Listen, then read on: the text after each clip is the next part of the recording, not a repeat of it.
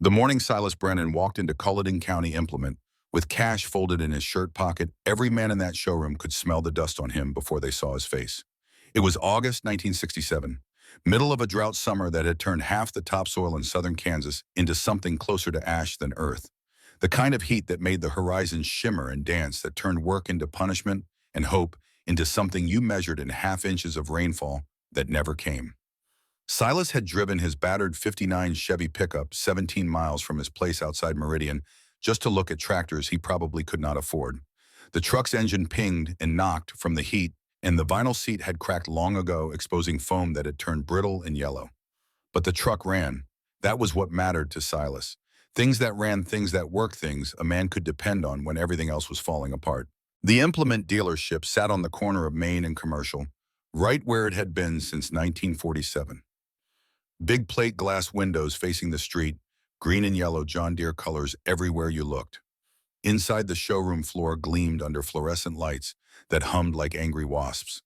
The air conditioning hit Silas like a wall when he pushed through the door, cold air that smelled like new rubber and fresh paint and money. Three tractors sat on display. The newest model of 4020 dominated the center of the floor. 95 horsepower, 8-speed transmission, power steering, hydraulic remote valves, green and yellow paint so bright it almost hurt to look at. The kind of machine that made a man feel small and behind and old-fashioned in a world that was racing forward whether he kept up or not. Vernon Pitts, the dealer, stood near the parts counter, talking to two other men.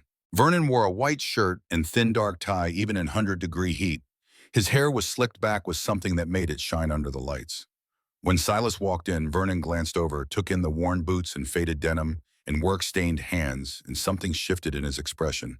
A calculation, a judgment, a decision made in the space of a heartbeat that this was not a customer worth his Saturday morning. But Vernon was a salesman, so he finished his conversation and wandered over eventually, hands in his pockets, smile that did not reach his eyes. "Help you with something." Silas nodded toward the 4020. "Like to know what you're asking for one of those." Vernon's smile widened just a fraction, the smile of a man who had already decided how this conversation would end. "That's a serious machine. 95 horsepower, power steering, 8-speed transmission, hydraulic remote valves. That's the future of farming right there." He paused, let the words hang in the air between them.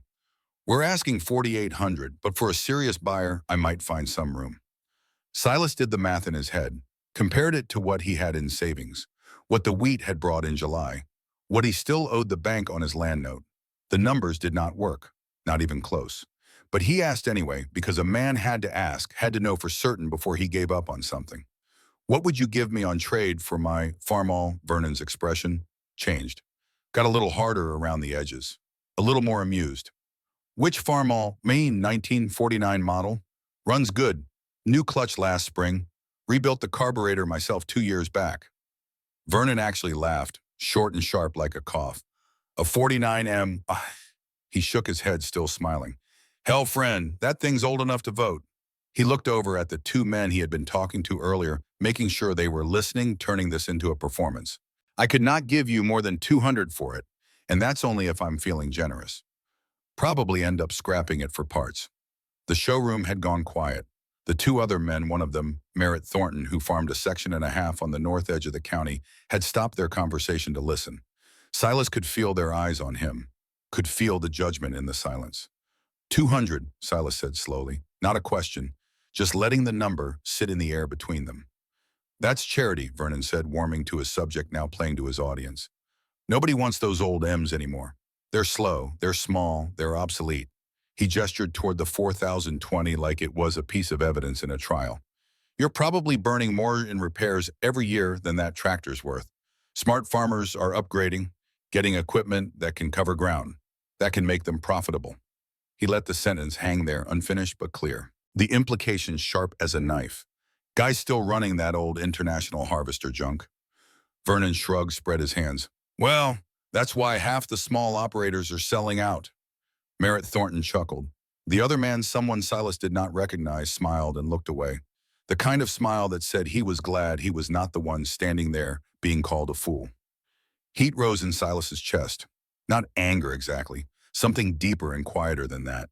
Humiliation mixed with a particular kind of hurt that comes from being dismissed in front of other men, from having your judgment questioned, your choices mocked, your whole way of life reduced to a punchline in someone else's story. He stood there another moment, looking at the 4020, doing the math one more time, even though he knew it would not change.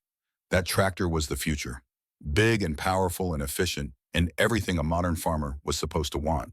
But $4,800 was more than Silas could borrow, more than he could justify spending, more than he could risk losing if the wheat came up thin next year, or the rain did not come, or prices dropped, or any of the thousand things that could go wrong on a farm went wrong. And $200 for a tractor that had pulled every pound of wheat he had grown for 14 years struck him as something worse than a bad deal. It was dismissal. Evidence that everything he had done, every choice he had made, every hour he had spent keeping that machine running, added up to nothing in Vernon Pitts's eyes. Silas nodded once, turned, walked out into the August heat without another word. The drive back to the farm felt longer than 17 miles. The highway stretched out empty and straight, heat rising off the asphalt in waves that made the road ahead shimmer and blur. Silas drove with both hands on the wheel, jaw-tight eyes fixed on the yellow line down the center. Not thinking exactly, just feeling the weight of what had just happened work its way into his bones. $200. The number kept turning over in his mind like a stone in a tumbler. Getting smoother and harder with each repetition. His father had bought that Farmall used in 1953, paid $1,500 for it, which was real money back then. The kind that meant going to the bank and signing papers and making promises about payment schedules and interest rates. Silas had been 8 years old. He remembered the day his father drove it home from the auction in Culloden. Remembered standing in the driveway watching that red tractor come up the road, hearing the diesel engine rumble and pop, seeing the dust cloud trailing behind it. His father had let him climb up into the seat that first day, let him put his small hands on the steering wheel while his father worked the clutch and throttle. The wheel was huge in Silas's grip, the metal warm from the sun, the whole machine vibrating with power and purpose beneath him. "You're going to learn every inch of this tractor," his father had said. "Going to know how to fix it when it breaks, going to understand what makes it run. Because a farmer who does not know his equipment is not really a farmer. He's just a man borrowing time until something goes wrong." Silas had learned the sound the engine made when the timing drifted, learned how much choke it needed on cold mornings, learned which cylinder liked to miss when the weather changed, learned to adjust the carburetor by ear, to set the clutch by feel, to know when something was wrong just by the way the steering wheel trembled in his hands. He had been 19 when his father died. Heart attack in the middle of harvest, dropped dead between the barn and the house on a September evening when the light was turning gold and the air smelled like cut wheat and diesel exhaust. Silas had found him lying in the dust, still warm, still holding the wrench he had been carrying to adjust the header on the combine. The Farmall had been there through all of it, through his father's death and his marriage to Marlene, and the birth of Fletcher, and every season since. 18 years of plowing and planting and pulling and working. 18 years of mornings that started in darkness and evenings that ended the same way. 18 years of betting everything on weather and prices and luck, and the hope that the work you did mattered. And Vernon Pitts thought it was worth $200. Silas turned off the highway onto the county road. Gravel crunched under the tires. The land opened up on either side, rolling gentle toward Blackjack Creek, where the cottonwoods still grew thick enough to offer shade when the sun turned vicious. His wheat field stretched away to the horizon stubble, pale yellow in the afternoon light. 420 acres. His grandfather had broken this land with mules back in '09. Had built the house and barn with lumber hauled from town on wagons. Had planted the first wheat and watched it grow, and known in his bones that this place would sustain his family if they were willing to work for it. 3 generations of Brennans on this land, all of them farming with equipment they could fix themselves. All of them knowing that survival meant not owing too much money to too many people. Meant not betting the farm on things you could not control. Silas pulled into the driveway and killed the engine. Sat there for a moment in the cab of the truck, hands still on the wheel, the heat pressing down on him through the windshield. Inside the house, Marlene would be waiting. She always knew when something had gone wrong. Could read it in the set of his shoulders, or the way he closed the truck door, or the sound of his boots on the porch steps. He did not want to tell her, did not want to say the words out loud and make them real. But marriage meant not keeping secrets, meant sharing the weight of things even when you wanted to carry them alone. Silas climbed out of the truck, walked toward the house, each step heavier than the last. Marlene met him at the kitchen door. She had been there waiting the way she always waited when he went to town on business. She wore a faded cotton dress and her hair pulled back in a practical bun, and she looked at his face and knew without asking how it had gone. She poured him coffee even though the house was already hot as a kiln, set the cup on the kitchen table where they had eaten breakfast together every morning for 9 years, where they had made plans and counted money and tried to figure out how to make the farm work when everything seemed stacked against them. Silas sat down, wrapped his hands around the cup even though the heat of it burned his palms. "They would not work with you," Marlene said. "Not a question. Offered me 200 for the M." His voice came out flat, empty of everything except the fact itself. "Bought it at auction for 1,500. Called it charity." Marlene set the coffee pot down harder than necessary. The sound rang out in the quiet kitchen. $200 for a tractor that works every day. Said it's obsolete. Said smart farmers are upgrading. Smart farmers aren't also selling out. Marlene's voice was quiet, but steel ran through it, hard and cold and unbreakable. Meridian Bank foreclosed on the Hendricks place last month. Bill Morehouse lost his farm to auction in July. Both of them bought new equipment 3 years ago. Both of them got buried when wheat prices dropped. Silas looked up at her, saw something in her face he had fallen in love with years ago, a strength that did not come from anger or stubbornness, but from clear-eyed understanding of what mattered and what did not. "Vernon Pitts basically called me a fool in front of half the county," Silas said. "Said I'm working twice as hard to grow half as much." "Are you maybe? Probably." He shook his head. "I don't know, Marlene.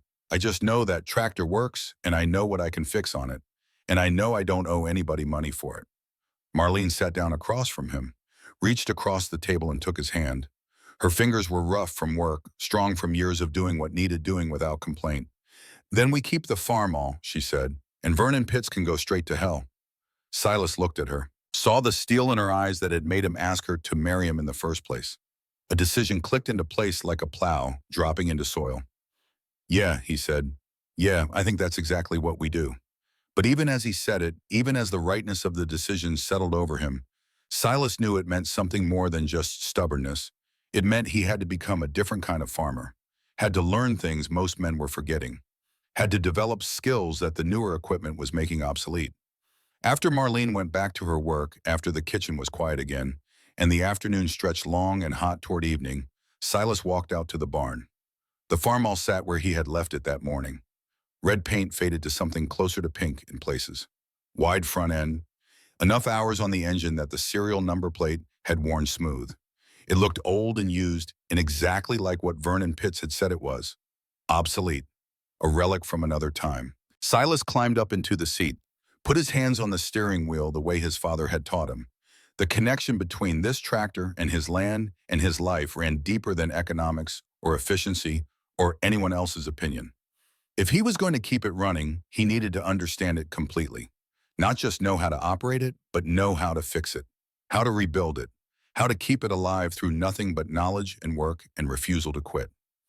That night after supper, after Fletcher had gone to bed and the house had settled into the quiet rhythm of evening, Silas sat at the kitchen table with a notebook and pencil. Marlene washed dishes at the sink, her movements steady and practiced. "I'm going to need manuals," Silas said. "Technical manuals, engine repair, hydraulics, transmission work." Marlene dried a plate, set it in the cupboard. "County library might have some." "Might, and if they don't, I'll find them somewhere else. Buy them if I have to." "That costs money." "Less than a new tractor." Marlene smiled at that, turned from the sink to look at him. "You're really going to do this? Learn to rebuild the whole thing yourself?" "I don't see another choice. Can't afford to pay a mechanic every time something breaks. Can't afford to replace it. So I learned to fix it myself or I lose the farm trying to keep up with men who can afford equipment I can't." He looked down at the blank page in front of him, started writing.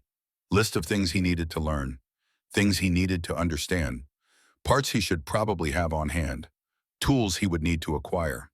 The list grew long, longer than he expected, each line representing hours of study and practice and trial and error, each item a small mountain he would have to climb alone.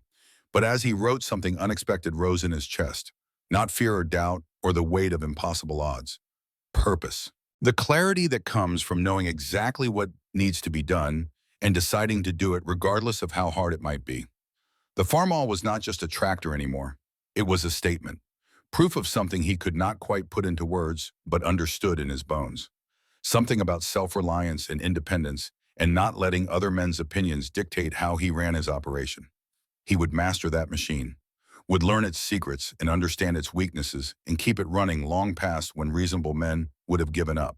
And maybe years from now, he would prove Vernon Pitts wrong about more than just the value of old equipment. Word got around the way it always does in small farming communities. Within a week, everyone in Meridian knew the story. Silas Brennan, the guy still running that old Farmall, the guy who walked into the implement dealership with cash and walked out with nothing. The guy who thought he could make it work with equipment most farmers had already traded away or left to rust behind their barns. At the feed store, at the grain elevator at church on Sundays, Silas could feel the looks, hear the whispered conversations that stopped when he walked up, see the small smiles and knowing glances exchanged between men who thought they understood something he did not. Vernon Pitts made sure the story spread.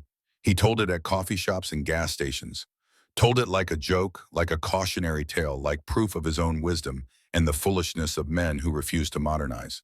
There's this farmer, Vernon would say, voice pitched just loud enough to carry, came in looking at the 4020.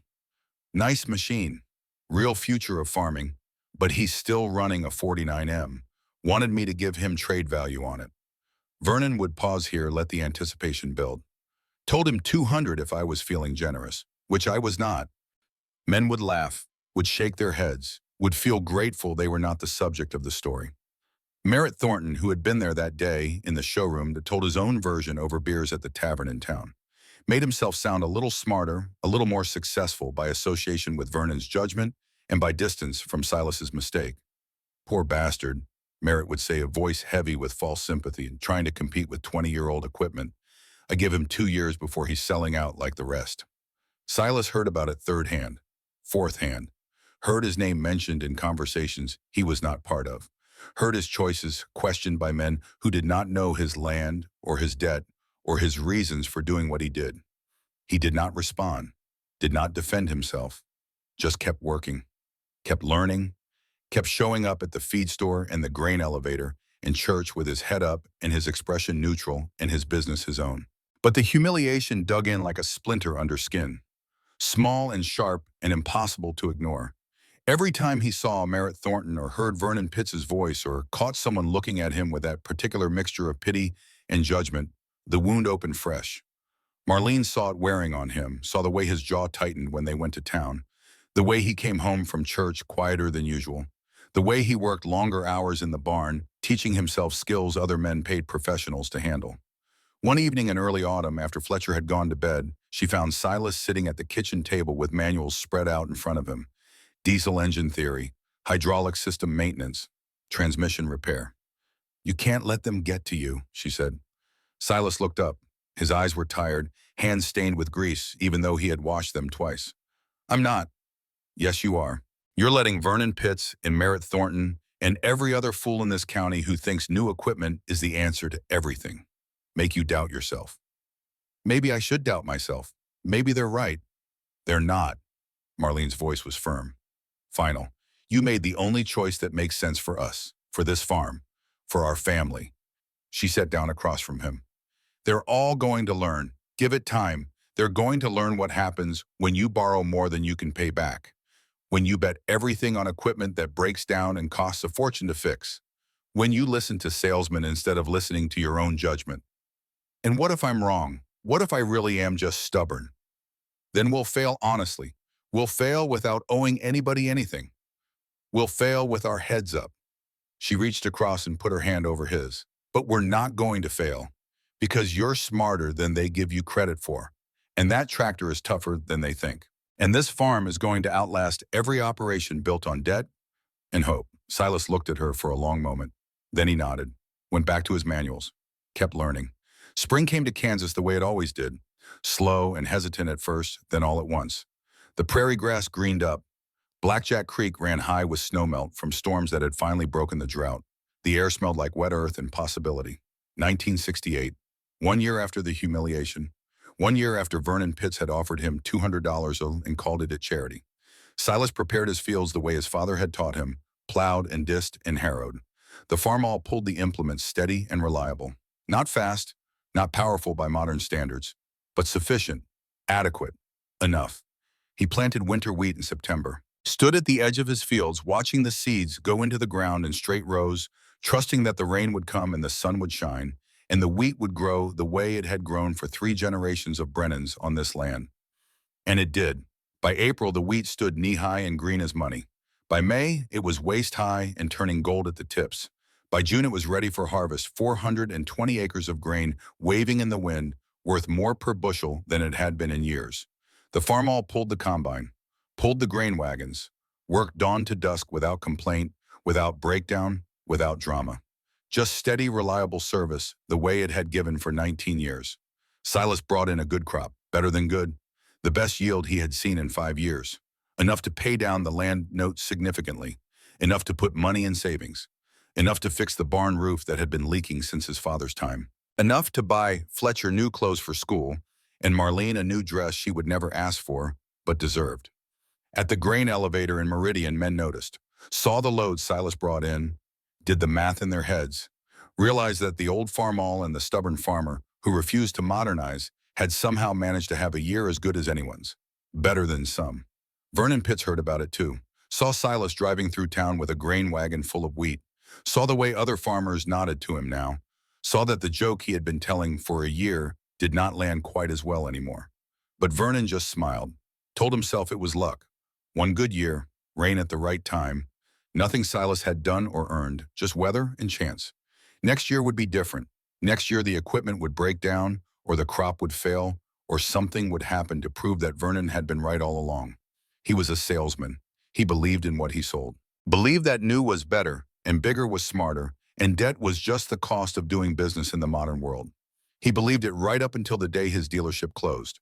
Right up until the bank called his notes and the manufacturer pulled his franchise and everything he had built collapsed around him. But that was still years away. Still hidden in a future neither Vernon nor Silas could see clearly from where they stood in 1968. For now, in the summer of '68, with a good crop harvested and money in the bank and the farmall sitting in the barn, still running strong, Silas Brennan allowed himself something he had not allowed in a long time. Hope. Not the desperate hope of a man praying for rain or good prices or lucky breaks, but the solid hope of a man who had made the right choice for the right reasons and was beginning to see the proof of it in the work of his own hands. The humiliation still lived somewhere in his chest like a coal that never quite went cold. The memory of Vernon's laugh and Merritt's smirk and the judgment in other men's eyes. But alongside it now lived something else, something harder and clearer and more durable. Pride. Not the kind of pride that comes from showing off or proving others wrong, but the quiet pride of a craftsman who knows his trade, of a farmer who understands his land, of a man who made a hard choice and had the courage to live with it. Silas sat on the porch that evening after harvest was done, Marlene beside him, Fletcher playing in the yard with a stick and a tin can, the sun going down over wheat fields that would lie fallow through the winter, resting, gathering strength for the next season. The farmall sat in the barn, 19 years old, 1 year older than it had been when Vernon Pitts called it obsolete. Still running, still working, still enough. And that, Silas thought, watching the light turn everything gold and amber and purple, was all a man could really ask for. To have enough, to know what he had, to be able to fix what broke and keep working when others quit. The road ahead would not be easy. There would be hard years and hungry seasons and times when he wondered if he had made the right choice. But sitting there on his porch with his wife beside him and his son playing in the yard and his land paid down with honest work and his equipment still running strong, Silas Brennan had something he would hold on to through everything that came after. Freedom. Freedom from debt. Freedom from depending on other men's judgment. Freedom to succeed or fail on his own terms. Vernon Pitts had called him a fool. Maybe he was, but he was a fool who still had his farm. And in the years to come, that would matter more than anyone standing in that showroom in August of '67 could have possibly imagined. The good year did not last. 1969 came in hard. Late freeze in April killed the early wheat when it was just starting to head out. The kind of cold that dropped out of a clear sky at 3 in the morning and settled over the fields like a killing hand. Silas woke to it, recognized the unnatural stillness in the air, and knew before he walked out to look that he had lost at least a third of his crop. The wheat that survived the freeze came up thin and patchy, weak stalks that would not support good heads. By May, it was clear the yield would be half what it had been the year before, maybe less. Then the grasshoppers came. They arrived in June on a hot wind from the southwest, clouds of them so thick they darkened the sun. Millions of them settling into the fields like a plague from the Old Testament, eating everything green they could find. Wheat leaves, prairie grass, garden vegetables, the bark off young trees. Silas walked through his fields and watched them destroy what the freeze had not already taken. Watched years of work disappear into the mouths of insects that cared nothing for his mortgage or his family or the sweat he had poured into this land. He could have sprayed, could have paid for pesticides that might have saved some of the crop. But pesticides cost money he did not have, money he had put into fixing the barn roof and paying down the land note and building a small cushion in savings that now seemed inadequate and foolish. So he did what he could do. Replanted late on the acres that were completely lost, switched some fields to milo which the grasshoppers seemed less interested in, worked longer hours for smaller returns, made enough to break even but not much more. By harvest time in July, exhaustion had worked its way into Silas's bones, the kind of weariness that went beyond physical tiredness. That lived in the space behind his eyes and settled on his chest when he lay down at night and tried to sleep. He did not tell Marlene how bad it was, did not want to worry her more than necessary. Just kept working, kept pushing forward, kept believing that next year would be better because it had to be better. But Fletcher knew. The boy was 10 now, nearly 11. Old enough to understand that something was wrong. Old enough to hear the tension in his parents' voices when they talked in the kitchen after they thought he was asleep. Old enough to notice that his father came to dinner later and left breakfast earlier and moved through the days with a heaviness that had not been there before. One evening in late September, after a day spent working on equipment in preparation for fall plowing, Silas stood in the barn alone. The Farmall sat in front of him, its engine ticking as it cooled. He had been running it, checking systems, making sure everything was ready for the work ahead. But now he just stood there, staring at the tractor, the weight of everything pressing down on him, the failed crop, the thin margins, the constant judgment from other farmers who still thought he was making a mistake, the growing fear that maybe they were right, that maybe he was just too stubborn to admit he could not make this work. The tears came without warning, silent and hot running down his face in the dim light of the barn. He put his hand on the Farmall's hood, steadying himself and trying to breathe through it. He did not hear Fletcher come in, did not know the boy was there until he spoke.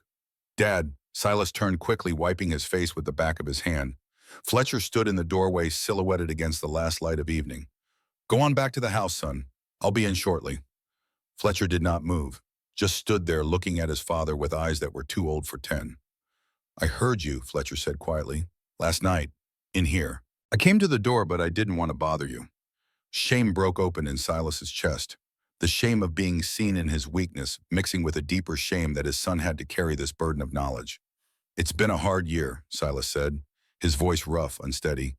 "But we'll make it through, we always do." Fletcher walked into the barn, stopped a few feet from his father. "I want to quit school." "What?" "I want to quit school and help you. Full time. I can plow. I can work the equipment.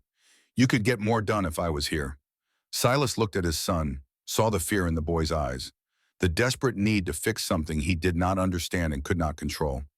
"No," Silas said. "Absolutely not." "But Dad, no." Silas's voice was firm now, final. "You're going to finish school. You're going to get an education. You're going to have choices I didn't have." "I don't want choices. I want to help you."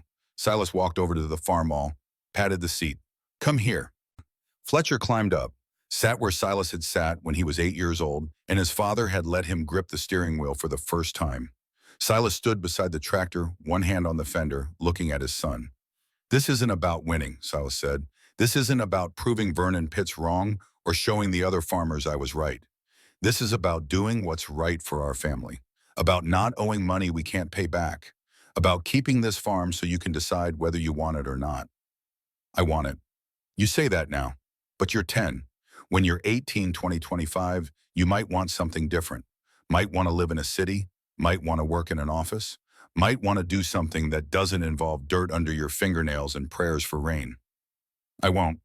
"Maybe not. But the point is, you'll have a choice. And I'm working this hard so you can make that choice without having to take over a farm that's buried in debt." Silas paused. Your granddad told me something once. He said a man who understands what he owns is richer than a man who owns things he doesn't understand.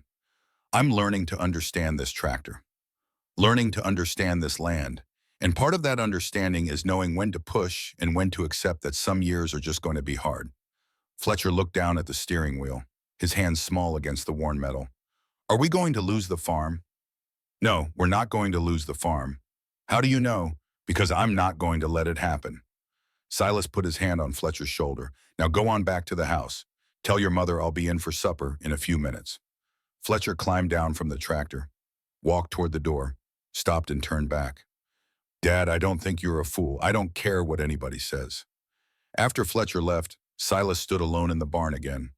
But this time the tears did not come. This time resolution replaced despair. Like something had shifted and settled, and he could see the path forward even if he did not know where it would lead. He would keep working, keep learning, keep doing what he knew how to do, and he would not let his son see him break again. The transmission failed on a Tuesday morning in January. Silas was moving the Farmall from the barn to the equipment shed, nothing more than a short drive across the frozen ground when he heard the grinding sound. Metal on metal, the kind of noise that makes a farmer's heart stop. He killed the engine immediately, climbed down. The cold hit him like a fist wind, cutting through his coat and work shirt. He knelt beside the tractor, already knowing what he would find. Transmission fluid leaking from the housing. Dark puddles spreading on the frozen ground. Something had broken inside. Something expensive. Something that would require taking the entire transmission apart to fix. Silas walked back to the house, each step heavier than the last. In the kitchen, Marlene was washing breakfast dishes. She looked at his face and stopped. How bad? Transmission. Can't drive it. Can't use it until it's fixed. How much would a mechanic charge? 300, maybe more depending on what needs replacing. Marlene dried her hands slowly. They had $300 in savings, had been building it back up after the bad year. But $300 was also 2 months of groceries, was new tires for the truck, was the cushion between them and the bank if something else went wrong. We can't afford that, Marlene said quietly. I know. They stood there in the kitchen, the silence heavy with implications neither wanted to speak aloud. Could you fix it yourself? Marlene asked finally. I don't know. I've never done transmission work before. Not like this. But you could learn. Silas thought about the manuals spread across the kitchen table, the books he had been studying for 2 years, the skills he had been teaching himself piece by piece. Maybe, probably, I don't know. The probably is enough. Marlene's voice was firm. Go to the library, get the manuals you need, figure it out. Marlene, if I mess it up, we could end up having to pay even more to fix my mistakes. And if we pay a mechanic $300, we're broke either way. At least if you do it yourself, you learn something. You own the knowledge. She looked at him hard. You wanted to master this machine. Here's your chance. So Silas went to the county library, checked out every manual they had on transmission repair, bought 2 more from a farm equipment catalog using money he should have saved, carried them home like they were holy texts. That night after Fletcher went to bed, he spread the manuals across the kitchen table, started reading, started learning the language of gears and bearings and synchronizers and clutch packs. The next morning, he started the teardown. The barn was cold enough that his breath came out in clouds. The space heater did almost nothing against the January chill. Silas's hands went numb within minutes of starting work, but he kept going. Had to. Spring plowing was 2 months away, and he needed the farm all operational before then. He took photographs as he worked, bought an instant camera with money he definitely should have saved, but the peace of mind was worth it. Each time he removed a component, he photographed its position, its orientation, how it connected to the pieces around it, building a visual map he could follow when the time came to put it all back together. The transmission came apart in layers, each layer revealing new complexity, new potential for disaster. Gears within gears, shafts and bearings and seals, springs and washers and snap rings, hundreds of pieces, some of them no bigger than a fingernail, all of them critical. By the end of the first week, the floor of the barn looked like an exploded diagram from a textbook. Parts laid out in careful order on clean drop cloths, tagged and numbered, photographed and cataloged.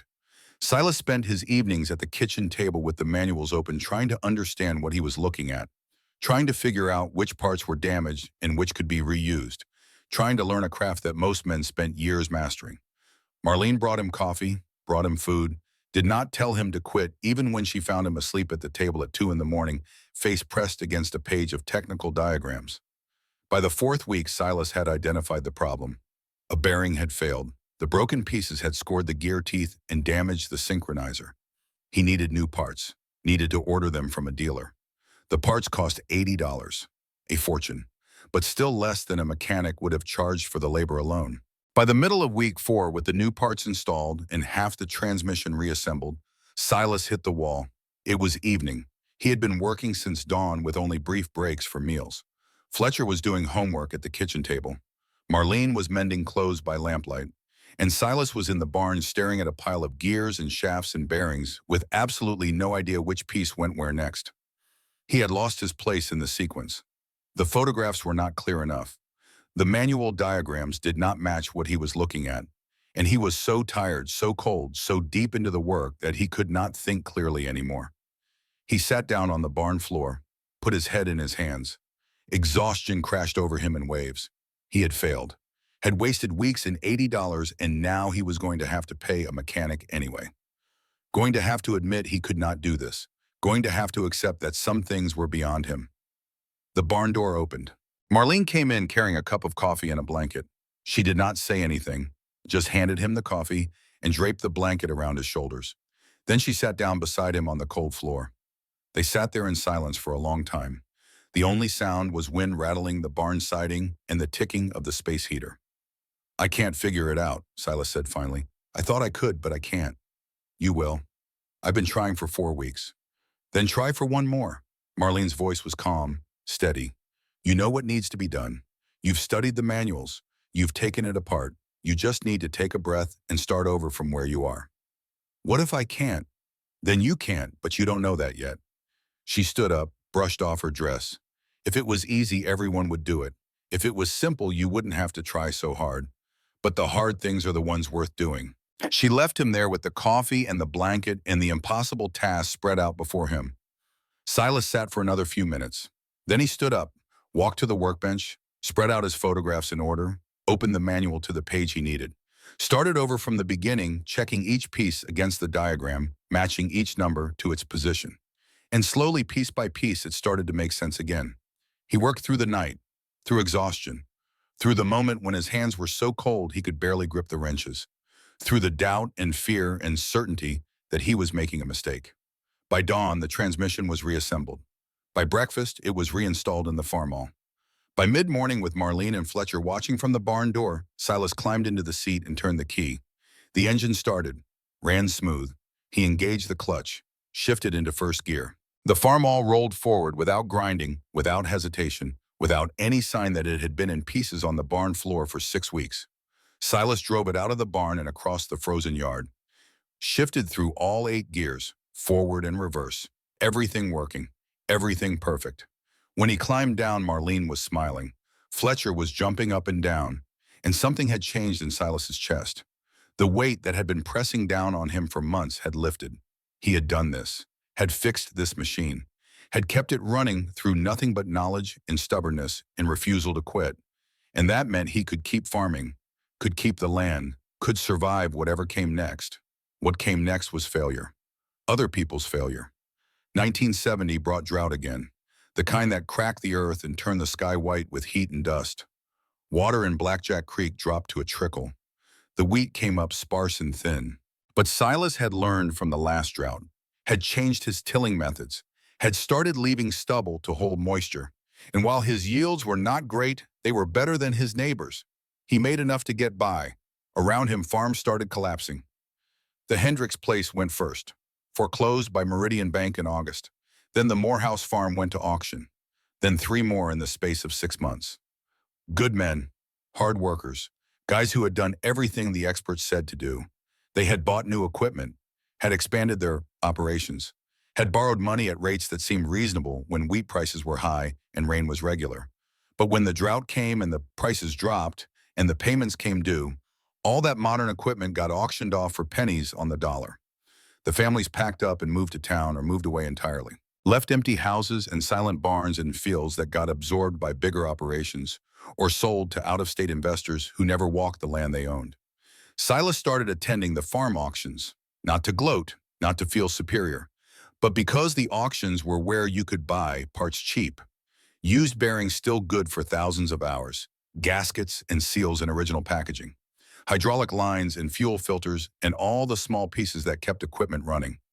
He watched Bill Morehouse's wife cry as they loaded furniture into a rental truck, watched neighbors bid on tractors and combines and implements that represented years of someone else's work and hope and belief that farming could still support a family. He bought what he could afford, built a collection in one corner of the barn, parts organized in coffee cans and wooden crates, gaskets sorted by size, bearings wrapped in oiled cloth, a library of components that looked like junks to most people, but was gold to someone who understood what he was looking at. Other farmers noticed, started asking if Silas had parts they needed, started coming to him before they went to the implement dealership, started learning that the stubborn fool with the old Farmall actually knew more about equipment repair than most mechanics. At the implement dealership, Vernon Pitts kept selling tractors, kept writing loans, but his terms got more desperate. The down payments got smaller. The monthly payments got stretched over longer periods. He was selling machines to men who could barely afford them in good years and definitely could not afford them in bad years. But Vernon believed in what he was selling, believed that modern equipment was the answer, believed that the farmers who failed just had not bought enough or upgraded fast enough or embraced progress completely enough. He still smiled when he saw Silas in town, still told stories about the farmer who thought he could compete with a 20-year-old tractor, still believed that time would prove him right. Time had other plans. Merritt Thornton came to the farm on a Saturday morning in January of 1973. Silas was in the barn rebuilding a carburetor from one of the auction finds. Heard the truck pull up, walked outside wiping grease off his hands. Merritt got out of his pickup. He looked older than his 38 years, thinner, gray showing in his hair that had not been there a few years ago. He stood there in the cold looking uncomfortable, like a man who did not want to be where he was but had nowhere else to go. "Help you with something, Merritt." Merritt cleared his throat, looked at the ground, looked at the barn, looked anywhere except at Silas. "I'm going to sell out." The words hung in the cold air between them. "I'm sorry to hear that. Told my wife this morning, can't make the numbers work anymore. Equipment payments, land payments, fuel costs, everything just piled up too high." Merritt finally looked at Silas. "Bank's giving me till spring to clear out." Silas did not know what to say, did not want to offer empty comfort or false hope, so he just waited. "Thing is," Merritt continued, his voice rough, "I remember what Vernon said to you that day. Remember you walking out of there. Most of us thought you were done for, thought you'd be selling inside 2 years." He gestured at the farm around them, at the barn and fields and the life that was still functioning while his was ending. "Guess you were the smart one after all." "I'm sorry about your place, Merritt. That's hard." "Yeah," Merritt kicked at a dirt clod. "I just wanted to say I was wrong about you. A lot of us were." After Merritt drove away, Silas went back into the barn, tried to go back to work on the carburetor, but something had changed. The vindication he thought he would welcome tasted bitter, hollow, because Merritt Thornton was not a bad farmer, was not lazy or foolish or incompetent. He had just made different choices, had listened to different voices, had believed different promises, and now he was losing everything while Silas was still standing. Surviving in a world where too many good people were not going to make it carried its own weight. Then came October 1973, the Arab oil embargo. The news came over the radio one evening, something about politics in the Middle East and oil production and export restrictions. Silas did not pay much attention at first. The Middle East felt very far away from Kansas, from wheat fields and tractors and the daily work of farming. But within weeks, the effects were everywhere. Diesel prices jumped. 12 cents a gallon became 20 cents, then 25, then 30, then 35. In the space of a month, fuel costs had almost tripled. Farmers who had planned their budgets around cheap diesel suddenly found themselves scrambling, trying to figure out how to cover their fields without going broke on fuel alone. The bigger the tractor, the bigger the problem. Those new John Deeres with 95 horsepower engines were burning 10 gallons an hour under load. At 35 cents a gallon, that was $3.50 an hour just in fuel. Plow 100 acres and you were spending $70, $80, $100 in diesel alone. Silas's Farmall with its 38 horsepower engine and simple design sipped fuel by comparison. 3 gallons an hour maybe, 4 under heavy load. At 35 cents a gallon, that was $1.40 an hour. He could plow 100 acres and spend less than $30. What had seemed like a disadvantage, that lower horsepower and slower operating speed, suddenly became an asset, a massive asset. Word got around fast. Within a month, other farmers were stopping by, asking Silas how he managed his fuel consumption, asking about his tillage practices, asking if maybe, just maybe, smaller equipment made more sense than they had thought. Some of them were men who had laughed at him, men who had agreed with Vernon Pitts, men who had told stories about the stubborn fool with the obsolete tractor. Now they were asking for advice. Silas did not gloat, did not remind them of their judgment or their mockery, just answered their questions, shared what he knew, helped where he could, because he understood something now that he had not understood when Vernon Pitts first called him a fool. This was not about winning. This was not about being right or proving others wrong. This was about survival, about finding a way to keep farming when the rules kept changing and the costs kept rising and the margin between success and failure got thinner every year. The oil embargo did not erase the past, did not make Vernon Pitts apologize or bring Merritt Thornton back, did not change what had happened in that showroom 6 years ago. But it changed how people looked at him, changed how they talked about him when he was not there, changed him from a cautionary tale into something different, a man who had seen something others missed, a man who had made choices based on something deeper than fashion or peer pressure or a salesman's pitch, a man who understood that newer was not always better, that bigger was not always smarter, that sometimes the old ways were old because they worked. By the winter of 1976, the Farmall had logged 5,000 hours on the engine. Silas could hear it in the way the diesel rumbled, could feel it in the slight looseness of the controls, could smell it in the oil that came out darker and thinner than it should. The engine was wearing out, not failing, not broken, just tired, old, ready for rest or renewal. He could have kept running it, could have nursed it along for another year or 2 or 3, added oil, adjusted valves, compensated for the increasing wear. But that was not mastery. That was just survival. Silas wanted more than survival now, wanted to prove something that went beyond necessity, wanted to show himself that he could do more than keep broken things limping along. He wanted to rebuild the engine completely, not because he had to, but because he could. So he started in December, bought an engine rebuild kit from a mail-order catalog, gaskets and seals and bearings and rings, ordered new pistons custom-made to the exact specifications, spent money he probably should have saved but knew he needed to spend. The teardown took a week. By the end of it, the engine block sat on the barn floor stripped down to bare metal. Silas had the cylinders bored at a machine shop in Culloden, had the crankshaft checked and trued, did everything else himself. 3 months of work. Every evening after the day's chores, every weekend, every spare hour when weather did not demand his attention elsewhere. He learned things he had not known were possible to learn. Learned to read bearing wear patterns, learned to measure tolerances to thousandths of an inch, learned the art of torque sequences and break-in procedures and all the subtle details that separated adequate work from excellent work. Marlene brought him meals in the barn. Fletcher helped when he was home from school. The work became a family project in a way Silas had not planned but welcomed. By March, the engine was reassembled, torqued, sealed, ready. Silas filled it with fresh oil, new filters, primed the fuel system. Then he climbed into the seat and turned the key. The engine turned over. Coughed, caught, settled into an idle that was smoother than Silas had heard in years. Maybe smoother than it had been when it rolled off the factory floor 27 years ago. He sat there listening to it, feeling the vibration through the seat, hearing the steady rhythm of compression and combustion and power. Connection ran deeper than ownership or utility. He and the Farmall had been through something together, had survived when others had not, had endured through knowledge and work and stubborn refusal to quit. The engine purred, steady, strong, ready for another 5,000 hours, ready for whatever came next. And sitting there in the barn with spring light coming through the door and the sound of a perfectly rebuilt diesel engine surrounding him, Silas Brennan understood something that had been building for 9 years. He had become something more than a farmer.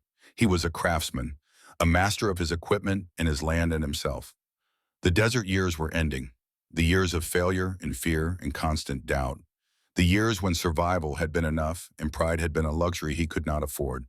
Spring was coming, new growth, new possibilities, new proof that the choices he had made and the path he had chosen were leading somewhere worth going.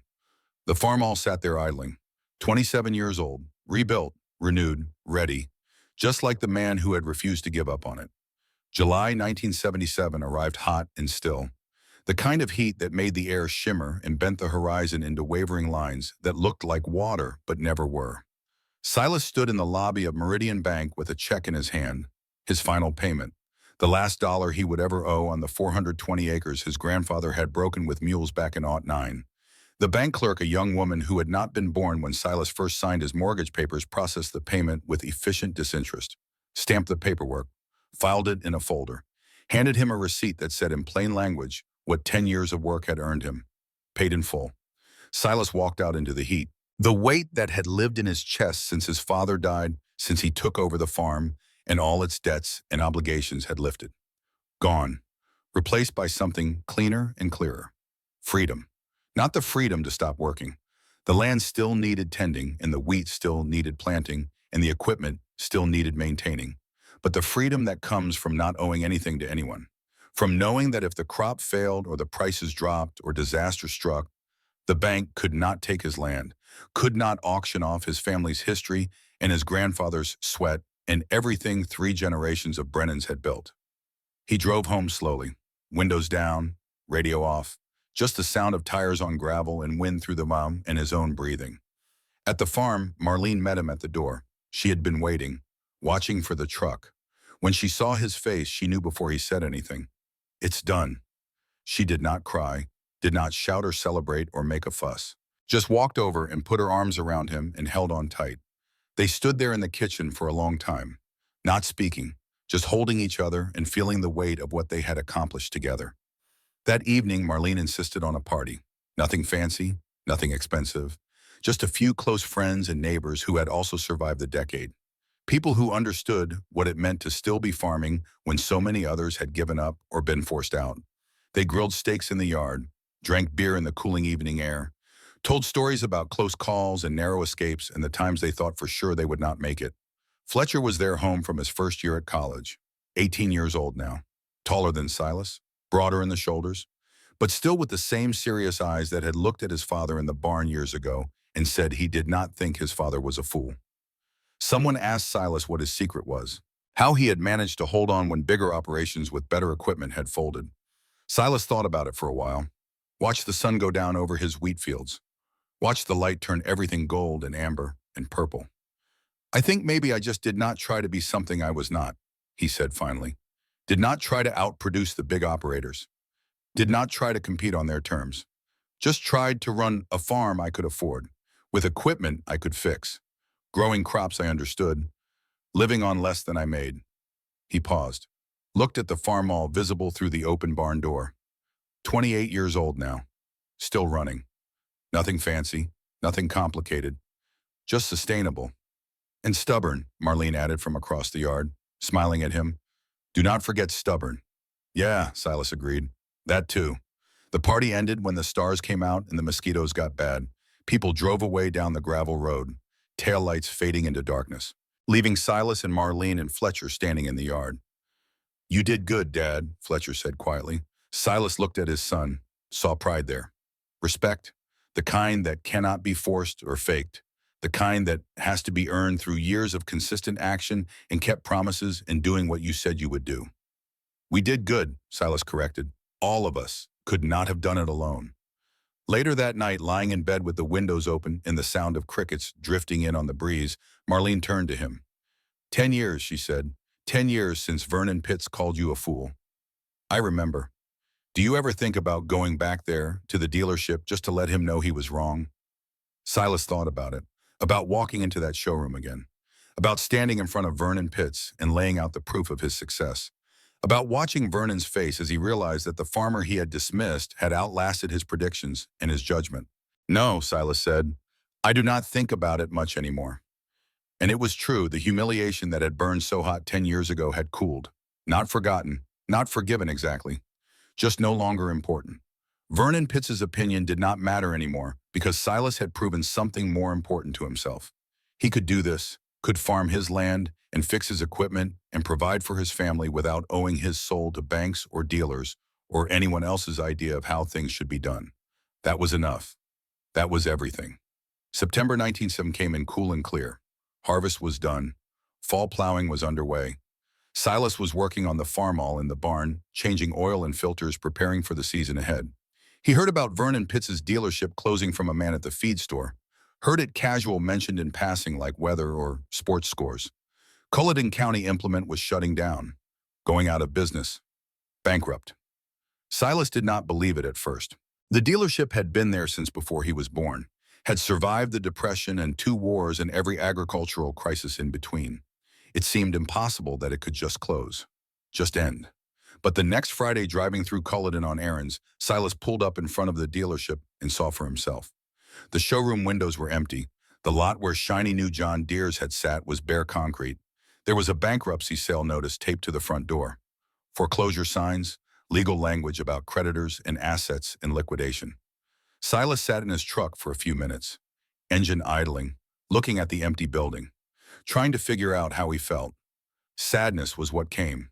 Not triumph, not vindication, just a deep, quiet sadness at watching one more piece of the rural world he had grown up in crumble away. One more part of the community infrastructure that had supported farmers for decades just gone. The implement business had gotten too tight, too competitive, margins too thin. Vernon had been selling tractors on credit terms he could not sustain, taking trade-ins for more than they were worth, trying to maintain volume in a market that was shrinking. And when wheat prices stayed low and diesel prices stayed high and farmers started failing, all those loans Vernon had written came back to haunt him. The bank called his notes. The manufacturer pulled his franchise. The whole operation collapsed in less than a month. Silas understood the economics of it, understood how quickly things could fall apart when the foundation was built on debt and hope instead of solid ground. But understanding did not make it less sad. A car pulled up beside him, a Cadillac that had seen better days. Silas looked over and tension knotted in his chest. Vernon Pitts sat behind the wheel, older, grayer, thinner than he had been 10 years ago. He looked at Silas, and for a moment their eyes met through 2 sets of car windows. Silas saw something in Vernon's face he had never seen before. Defeat and humiliation, and a particular kind of shame that comes from being loudly wrong about something you were loudly right about. From telling everyone else how to run their businesses while your own was collapsing. From judging other men's choices while your own led to bankruptcy. Vernon looked like a man who had lost more than money, who had lost his confidence and his certainty and his place in the world. Something unexpected rose in Silas. Not satisfaction, not vindication, just a deep, sad empathy, because he understood what it felt like to have your judgment questioned, your choices mocked, your whole way of life reduced to evidence of foolishness.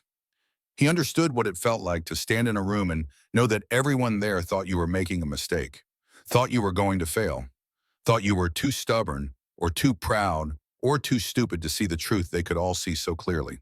Vernon had been wrong, had been spectacularly, publicly wrong. But being wrong did not make him evil, did not make him deserve to lose everything. Just made him human. Made him someone who had believed in the wrong things and paid the price for that belief.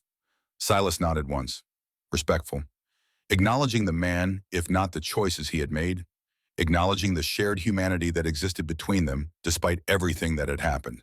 Vernon nodded back, slow, uncertain, like he did not quite know how to respond to kindness from someone he had treated with contempt. Then Vernon drove away. The Cadillac pulled out onto Main Street and disappeared around the corner, and Silas never saw him again. Word was Vernon moved to Wichita, got a job selling insurance, never came back to Culloden County, never farmed again, never sold another tractor. Silas started his truck and drove home, and a release he had not expected came over him. Not because Vernon deserved forgiveness, not because the humiliation had not been real or painful, but because carrying anger and resentment was exhausting. Because holding on to old hurts took energy that could be better spent elsewhere. Because at the end of the day, Vernon Pitts did not matter anymore. What mattered was the farm, the land, the family, the work, the quiet satisfaction of doing things right and seeing them through. That was enough. That was everything. 5 years passed, good years and bad years, wet springs and dry summers, high prices and low prices. The constant cycle of hope and work and harvest, and winter that defined farming in southern Kansas. Silas kept working, kept maintaining the Farmall, kept learning and growing and finding new ways to do things better. Fletcher finished college and came home for summers, helped with plowing and planting, talked about maybe coming back permanently after graduation, maybe taking over the farm someday when Silas was ready to step back. The community kept shrinking. More farms sold, more families moved away. The county fair that had run every September since 1907 got canceled for lack of participation. The mercantile in Meridian closed. The grain elevator consolidated with 2 counties over. But Silas's farm endured, sustained, provided. By August of 1982, Fletcher was 23, working on a graduate degree in agricultural engineering, home for a week between summer session and fall semester, helping his father with harvest. The wheat came in good that year. Not great, but solid, reliable, enough to make a living and put money aside and feel secure in a way that many farmers no longer felt. They were finishing up the second field on a Tuesday evening, maybe an hour of daylight left. Silas was running the combine. Fletcher was hauling grain to the elevator. The work was steady and familiar and satisfying in the way that work done well always is. Then Silas heard the sound. Faint at first, just a low rumble coming from the west, but it grew louder, angrier, until it sounded like a freight train bearing down on the county. Silas shut off the combine and climbed out, shaded his eyes against the setting sun, and saw it, a wall of black clouds building on the horizon, lightning flickering inside like a nest of snakes, the kind of storm cell that could flatten a wheat field in 10 minutes, or drop hail the size of golf balls, or spawn a tornado that would erase everything in its path. His stomach tightened. He had maybe 200 acres left to cut. If that storm hit before he finished, he would lose a chunk of his yield, maybe 10%, maybe 15%. But there was nothing he could do about it now. The storm was coming and he could not outrun it, could not negotiate with it, could only prepare and hope and deal with whatever came after. He drove the combine back to the shed, covered it with a tarp, went inside to wait. The storm hit just after midnight. Silas lay in bed listening to the wind howl and the rain hammer against the roof. When the lightning lit up the bedroom window, he could see the wheat outside bending almost horizontal, stalks whipping back and forth like they were trying to tear themselves out of the ground. He did not sleep much that night. By dawn, the storm had passed, left the air cool and damp and eerily quiet. Silas walked out to survey the damage. His wheat was still standing mostly. Some of the outer rows were lodged and tangled. He would be able to cut it, but it would be slower, harder. He stood there, calculating the hours in his head, figuring the loss, accepting it as the price of farming in a place where weather could change everything in a single night. He was standing there when he heard the truck, coming fast down the gravel road, kicking up dust, moving with the kind of speed that meant emergency. That meant something had gone very wrong. The truck skidded to a stop in front of Silas's house. Dalton Kessler jumped out, his face pale. He gripped the truck door to steady himself.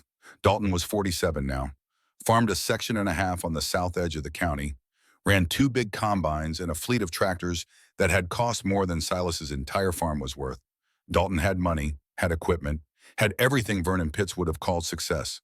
And Dalton had been one of the loudest voices mocking Silas over the years, had told jokes at the tavern about the farmer still running Depression-era equipment, had made it clear he thought Silas was a fool who would never amount to anything. Now Dalton stood in Silas's driveway looking terrified. "Silas," he said, his voice tight, almost panicked. "I need your help." Silas did not move, just looked at him, waited. "The storm," Dalton continued, "it hit my fields hard, knocked down maybe 300 acres on the south end. All of it lodged flat. And both my combines are down. The hydraulics blew on one, and the other threw a belt and seized the drive system. My mechanic's saying it'll take 3 days to get parts. Maybe longer." He paused, swallowed hard.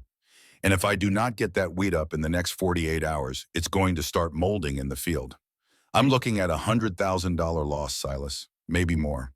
Dalton stopped, looked at the ground, then forced himself to look Silas in the eye. "I need to borrow your combine. I know I got no right to ask. I know what I've said about you, but I'm desperate here. And you're the only farmer I know who's got equipment operational and simple enough that it might handle lodged wheat." Silas stood there, understanding exactly what was being asked and what it meant. This was power, real power, the kind that came from being prepared when others were not, from having equipment that worked when modern machines failed, from making choices that looked foolish until the moment they proved wise. He could say no, could remind Dalton of every joke, every snide comment, Every time Silas had been made to feel small, or behind, or stupid, could let Dalton lose his wheat and learn a hard lesson about humility and judgment and the price of being wrong. Justice would taste sweet, would be the payoff for 10 years of humiliation and doubt and constant pressure to conform to other people's ideas of success. But Silas thought about Vernon Pitts, about the moment he had sat in his truck and watched a broken man drive away, about the empathy he had felt that day, about the understanding that being right did not require making others suffer. "I will help you," Silas said, "but we do it my way." Dalton's relief was immediate, almost childlike. "Anything, just name it. Get in your truck and lead me to your south field. We are going to cut that wheat together. You are going to run the grain cart and haul loads to the elevator. And when we are done, when your wheat is safe and your loss is minimized, you are going to stand up at the co-op meeting next week and tell everyone there that this old relic saved your harvest when nothing else could." Dalton blinked, processing, understanding what was being asked. "You want me to admit I was wrong, publicly. I want you to tell the truth. There is a difference."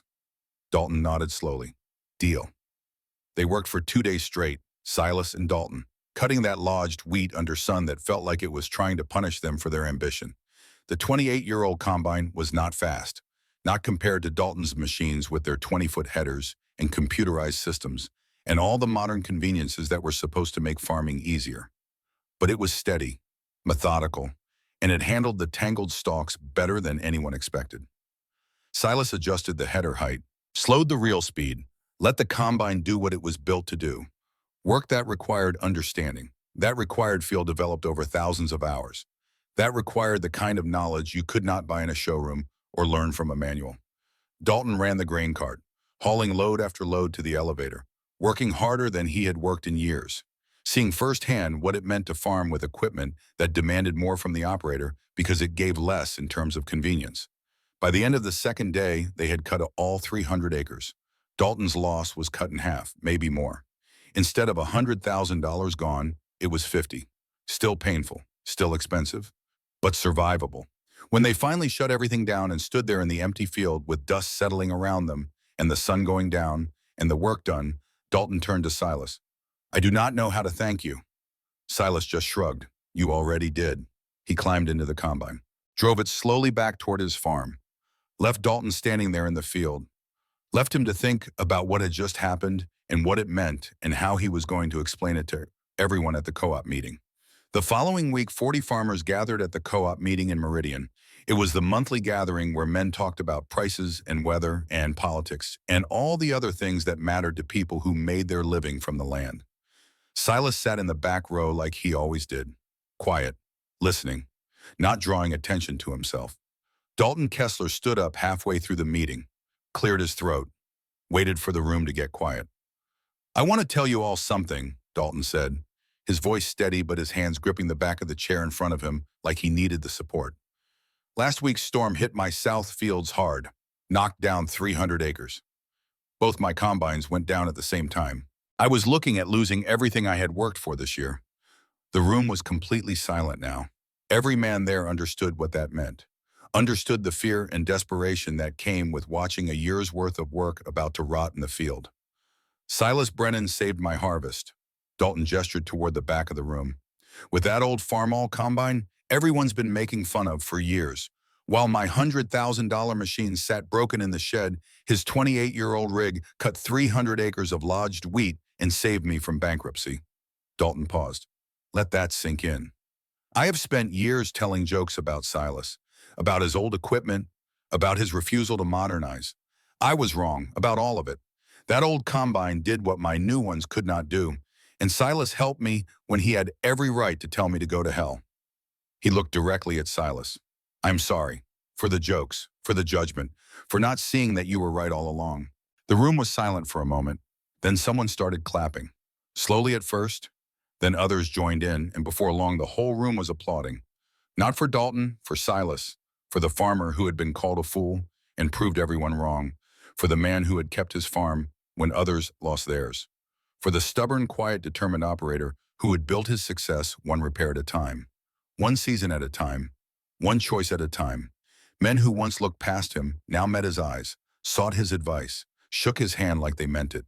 After the meeting, they came up to ask questions about his maintenance practices, to admit that maybe they had been wrong about old equipment, about debt, about the modern way of doing things. Silas answered their questions, shared what he knew, did not gloat or lecture or make them feel small for their past judgments, because he remembered what it felt like to be dismissed, to be mocked, to have your choices questioned by men who thought they knew better. And he had no desire to make anyone else feel that way.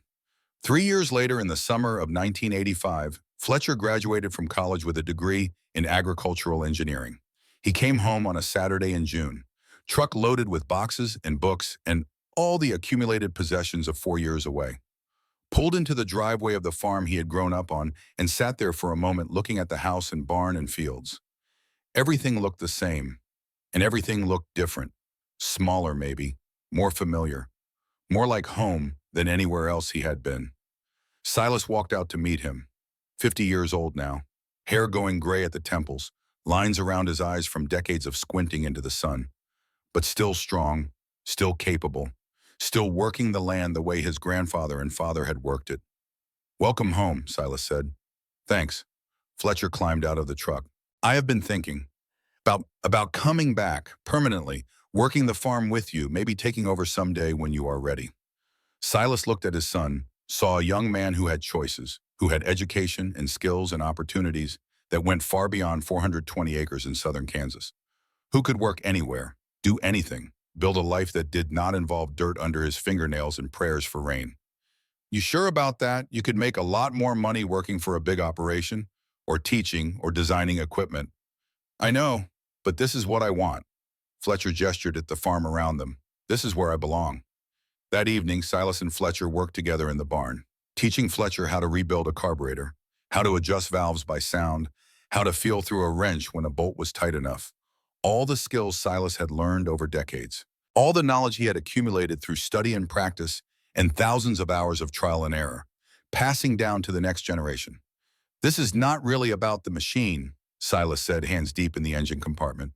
"This is about understanding what you own, knowing how to fix it, not letting other people tell you what you need." "I know," Fletcher said. "You have been teaching me that my whole life." "Have I?"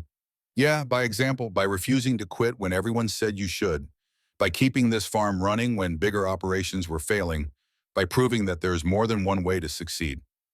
Silas looked at his son, pride and gratitude and hope mixed together in his chest. "Your grandfather told me something once. He said a man who understands what he owns is richer than a man who owns things he does not understand." Silas closed the hood on the engine they had been working on. "I have spent 30 years proving that true." They walked out of the barn together. The sun was setting, turning the sky orange and purple and gold.